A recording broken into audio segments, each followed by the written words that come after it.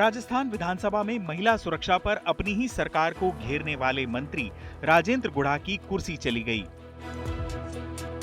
अपने बयान के चंद घंटों के भीतर मुख्यमंत्री अशोक गहलोत ने उन्हें अपने मंत्रिमंडल से बर्खास्त कर दिया।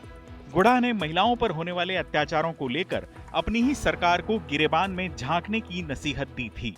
तो छगन जी बोल रहे हैं, आप जाना चाहिए। सच्चाई है कि हम महिलाओं की सुरक्षा में असफल हो गए और ये राजस्थान में जिस तरीके से अत्याचार बढ़े हैं महिलाओं के ऊपर, मणिपुर के बजाय हमें अपने गिरेबान में झांकना है।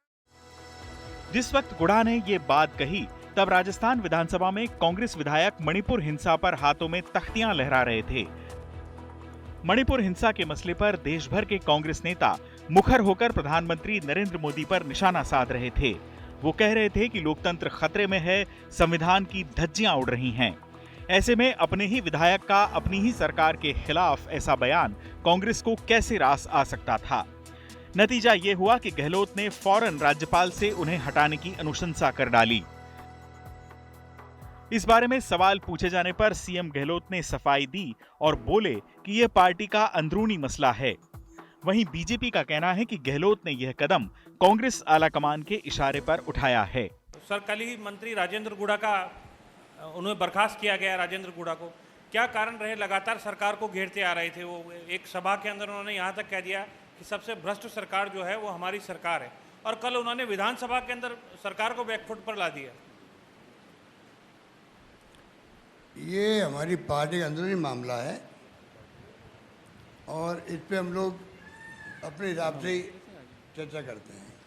अभी प्रेस कॉन्फ्रेंस हो रही है, मुख्य मुद्दा है Mahatma Gandhi minimum income guarantee act. अब प्रधानमंत्री जी ने कहा था कि महिलाओं पर अपराध की घटनाओं पे राज्यों को कड़े कदम उठाने चाहिए, और सोनिया जी और राहुल गांधी जी के आदेश पर मुख्यमंत्री अशोक गहलोत जी ने कड़े कदम उठाए और अपने ही एक मंत्री को बर्खास्त कर दिया। राजेंद्र गुढ़ा राजस्थान के झुंझुनू जिले की उदयपुर वाटी विधानसभा सीट से विधायक हैं। साल 2008 में राजस्थान विधानसभा चुनाव में गुढ़ा बीएसपी के टिकट पर चुनाव में उतरे। इन चुनाव में राजेंद्र कांग्रेस के विजेंद्र सिंह को हराकर पहली बार विधानसभा पहुंचे। हालांकि जीत के बाद वो बीएसपी छोड़कर कांग्रेस में शामिल हो गए। मुख्यमंत्री गहलोत ने उन्हें पर्यटन राज्य मंत्री बनाया। 2013 विधानसभा चुनाव में राजेंद्र गुढ़ा को बीजेपी के शुभकरण चौधरी के हाथों हार का सामना करना पड़ा। जनवरी 2015 में एक बार फिर गुढ़ा ने कांग्रेस को छोड़ा और बीएसपी में शामिल हो गए। साल 2018 के विधानसभा चुनाव में राजेंद्र गुढ़ा ने बीएसपी के टिकट पर बीजेपी के शुभकरण चौधरी को हरा दिया। वो अपनी सीट उदयपुर वाटी से दूसरी बार राजस्थान विधानसभा पहुंच गए। 2018 के इन चुनावों में बीएसपी के 6 विधायक जीतकर आए थे। सितंबर 2019 में राजेंद्र समेत सभी विधायक कांग्रेस में शामिल हो गए, जो इससे पहले कांग्रेस सरकार को बाहर से समर्थन दे रहे थे। अपनी बर्खास्तगी के बाद अब राजेंद्र गुढ़ा सीएम गहलोत की कार्यशैली पर निशाना साध रहे हैं।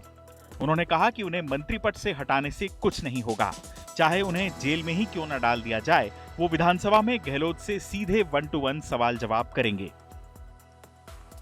गुढ़ा के बयान से ठीक पहले कांग्रेस विधायक दिव्या मदेरणा ने भी महिला सुरक्षा पर अपनी ही सरकार को कटघरे में खड़ा किया था। दिव्या ने कहा था कि मैं तो खुद ही सुरक्षित नहीं हूं, मुझ पर पुलिस सुरक्षा में हमला हो जाता है और मुझ पर हमला करने वाले आरोपी को आज तक पकड़ा नहीं गया। दिव्या के इस बयान के बाद प्रदेश कांग्रेस अध्यक्ष गोविंद सिंह डोटासरा ने उनके इस बयान पर नाराजगी जाहिर की और अब पार्टी लाइन से अलग बयानबाजी को लेकर प्रदेश प्रभारी सुखजिंदर सिंह रंधावा ने दिव्या को सफाई देने के लिए बुलाया है। देखा जाए तो विधानसभा चुनाव से पहले कांग्रेस राजस्थान में किसी भी सूरत में पार्टी की छवि खराब नहीं होने देना चाहती। गहलोत को भरोसा है कि चुनावी परिपाटी से अलग हटकर प्रदेश की जनता उन्हें लगातार दूसरी बार राज्य की सत्ता में वापस लाएगी, और इसका एक बड़ा कारण सरकार की जन कल्याणकारी योजनाएं हैं। राजस्थान न्यूनतम आय गारंटी विधेयक विधानसभा में पारित करने वाला देश का पहला राज्य बन गया है।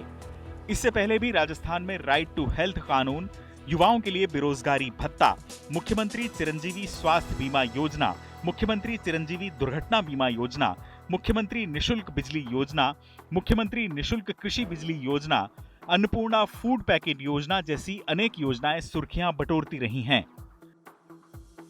गहलोत के विरोधी भले ही सरकार पर फ्रीबीज और रेवड़ी कल्चर अपनाने का आरोप मढ़ते आए हों, कांग्रेस का मानना है कि इन योजनाओं के जरिए वो जनता का विश्वास जीतने में सफल रही है और इसीलिए गहलोत के खिलाफ राज्य में सत्ता विरोधी लहर जैसी कोई बात नहीं है।